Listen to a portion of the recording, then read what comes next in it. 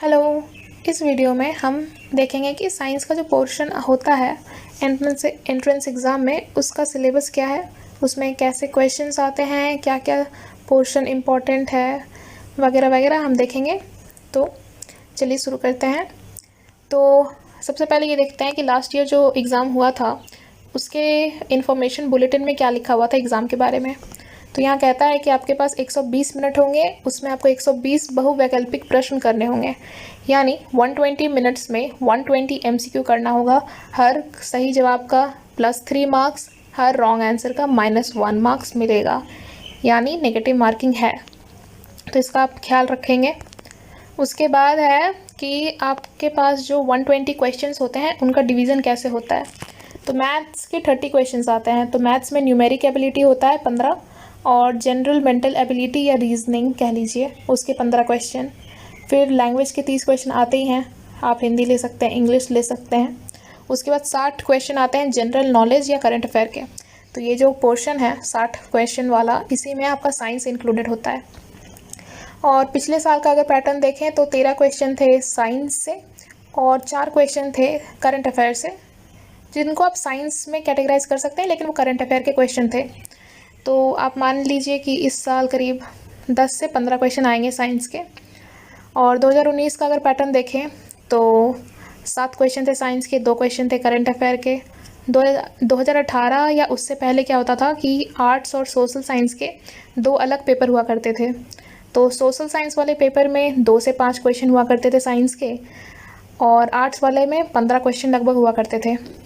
2018 में फिर भी सोशल साइंस के पेपर में भी साइंस का काफ़ी ज़्यादा वेटेज था, लेकिन समानता देखेंगे तो कम ही क्वेश्चन पूछे जाते थे सोशल साइंस वाले पेपर में। लेकिन इससे हमें अब फ़र्क नहीं पड़ता है, क्योंकि पैटर्न बदल चुका है। अब साइंस के लगभग 15 क्वेश्चन पूछे जाएंगे और बहुत बेसिक से क्वेश्चन होते हैं। तो हम क्या क्या डिस्कस करने वाले हैं, तो केमिस्ट्री में हम केमिकल फार्मूला कुछ पढ़ेंगे, बेसिक सा, जिससे आपको थोड़ा आइडिया लग जाए और आप क्वेश्चन सॉल्व कर पाएँ। फिर हम अबंडेंस पढ़ेंगे कि कोई भी धातु, कोई भी एलिमेंट जो होता है वो कितनी मात्रा में अर्थ के सरफेस पे या फिर एटमॉस्फेयर में पाया जाता है। फिर हम मेटलर्जी में पढ़ेंगे कि धातु विज्ञान में हम पढ़ेंगे कि जैसे गोल्ड मिलता है प्योर स्टेट में, सोना हमें प्योर स्टेट में मिलता है। और फिर इसी से मिलते जुलते और भी बहुत चीज़ें हैं कि जैसे लोहा होता है, आयरन होता है, तो उसका और क्या क्या होता है, उसके नाम इम्पॉर्टेंट होते हैं, तो वो सब कुछ देखेंगे। फिर और भी कई छोटे मोटे क्वेश्चंस हैं जिनको कैटेगराइज नहीं किया जा सकता है, तो वो क्वेश्चन तुम करेंगे और उसी से मिलते जुलते और क्वेश्चन करेंगे कि अगर उस बेसिस पे, उस तर्ज पे और क्वेश्चन पूछे गए तो वो भी हम सॉल्व कर पाएँ। इसके बाद फिजिक्स में हम यूनिट एंड मेजरमेंट यूनिट्स को पढ़ेंगे। यूनिट्स में कॉमन SI यूनिट जो भी होते हैं उनको पढ़ेंगे। थोड़ा कन्वर्जन भी देख लेंगे, जैसे सेकंड से मिनट में कैसे कन्वर्ट करते हैं, ये सब। और फिर कुछ बेसिक फैक्ट्स देखेंगे, जैसे एटम, न्यूक्लियस, इलेक्ट्रॉन वगैरह के बारे में। कुछ टर्म्स के, इंग्लिश टर्म्स के मीनिंग देखेंगे। आजकल ऐसा हो गया है कि आपको हिंदी टर्म नहीं देता है, इंग्लिश टर्म्स ही देते हैं। उन्हीं को हिंदी में लिखा रहता है पर उनका हिंदी नहीं दिया रहता है और आपको उनका मीनिंग बताना होता है, तो वो भी हम देख लेंगे। न्यूक्लियर फ्यूज़न, फिजन के एग्जाम्पल देखेंगे। इसका कॉन्सेप्ट भी थोड़ा सा समझेंगे, ज़्यादा का ज़रूरत नहीं है, थोड़ा सा समझेंगे और इनके एग्जाम्पल्स देखेंगे जो कि बहुत इंपॉर्टेंट है। मिरर, लेंस, ग्लास, ये सब के एग्जाम्पल्स देखेंगे, कहाँ पे क्या यूज़ में आता है। अगर आपको दूर का चश्मा है तो उसमें कैसे ग्लासेस लगे हैं, लेंस लगे हैं, ये सब। सोलर सिस्टम तो आपका पढ़ाई हो गया है ज्योग्राफी में। फिर भी अगर कुछ ज़रूरत आई तो उसका साइंस वाला पोर्शन थोड़ा हम डिस्कस कर सकते हैं, या फिर जो क्वेश्चन साइंस में पूछे गए तो उनको डिस्कस किया जाएगा तो किया जाएगा। फिर इसमें भी कुछ और क्वेश्चंस मिसलेनियस वाले, जैसे इलेक्ट्रोमैग्नेटिक वेव्स के ऊपर कुछ क्वेश्चन आए हैं पिछले 7-8 सालों में, तो उनसे रिलेटेड और वो क्वेश्चंस हम डिस्कस करेंगे, वो पोर्शंस हम डिस्कस करेंगे एक्चुअली। ये आप पॉज करके एक बार पढ़ सकते हैं। उसके बाद बायोलॉजी में हम कुछ टर्म्स, फिर यहाँ पे भी इंग्लिश टर्म्स के मीनिंग पूछ जाते हैं तो हम वो टर्म्स पढ़ेंगे और हम उनका मीनिंग 1 लाइन का या 2 लाइन का मीनिंग याद करने की कोशिश करेंगे, क्योंकि वो इम्पॉर्टेंट है, काफ़ी इम्पॉर्टेंट है। ब्लड के बारे में पढ़ेंगे, विटामिन के बारे में पढ़ेंगे, हार्मोन्स, ग्लैंड, सिक्रेशन पढ़ेंगे। डिजीज़ के बारे में पढ़ेंगे। डिजीज़ के कई कैटेगरी होते हैं, मेंडेलियन, क्रोमोसोमल, कम्युनिकेबल डेफिशिएंसी के कारण होने वाली डिजीज़ेज़, वो पढ़ेंगे। फिर हम इम्यूनिटी के बारे में पढ़ेंगे, और इम्यूनिटी को थोड़ा डिटेल में पढ़ा जाएगा। उसके बाद कुछ कुछ और बॉडी के पार्ट्स हैं जिनको कोई ख़ास डिटेल में तो नहीं, लेकिन उनका बेसिक कॉन्सेप्ट क्लास 10 लेवल का कॉन्सेप्ट चाहिए होता है, तो वो भी हम देखेंगे। जैसे heart, ear, eye, brain, nerve, bone, joint, digestion, respiration, ये सब को। और इसके बाद फिर हम पढ़ेंगे इकोलॉजी। इकोलॉजी में थोड़ा हम डिटेल में जाएंगे। इकोलॉजी में कुछ कुछ चीज़ें हैं बहुत बेसिक सी, वो सब आपको पढ़ना होगा, तो इसमें थोड़ा ज़्यादा कंटेंट है, लेकिन ईजी सा कंटेंट है, तो आप याद कर लेंगे आराम से। फिर इसमें और भी कुछ कुछ छोटी मोटी चीज़ें हैं, जैसे पहले एनिमल किंगडम और प्लांट किंगडम से क्वेश्चन पूछे जाते थे थोड़े थोड़े, तो वो सब हम देख लेंगे। उनसे मिलते जुलते क्वेश्चंस को और हम जानने की, समझने की कोशिश करेंगे, कुछ फैक्ट्स याद करेंगे, ठीक है। और इसके बाद फिर हम कुछ माइक्रो टॉपिक्स देखेंगे। ये माइक्रो टॉपिक्स बेसिकली साइंस के नहीं हैं, लेकिन फिर भी हम इन पे आपको एक एक दो दो स्लाइड्स देंगे जिस पे फैक्ट्स लिखे होंगे। आप ट्राई कीजिएगा उसको समझने का, उसको याद करने का।